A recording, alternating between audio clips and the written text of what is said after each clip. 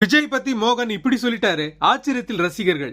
தமிழக வெற்றி கழக தலைவர் அப்படிங்கிற பொறுப்புக்கு வர்றதுக்கு முன்னாடி விஜய் ஒரு மிகப்பெரிய நடிகரா எல்லா வயது ரசிகர்களையும் இம்ப்ரெஸ் பண்ணவர். அவருடைய கடைசி படமான ஜனநாயகன் படத்துக்கு தான் ரசிகர்கள் ஈகர்லி வெயிட்டிங். அவர் 2026 தேர்தலுக்கு பிறகு 2027 கண்டிப்பா நடிப்பாருன்னு பலர் சொல்லிட்டு இருக்காங்க. நிலைமை இப்படி இருக்க, விஜயுடைய அரசியல் என்ட்ரிக்கு திரைத்துறையை சேர்ந்த பலர் அவருக்கு ஆதரவாகவும் சிலர் எதிராகவும் கருத்து சொல்றாங்க. இந்த நிலையில கோட் படத்துல நடிச்ச நடிகர் மோகன் விஜய் பத்தி பேசின விஷயம் வைரல் ஆகியிருக்கு.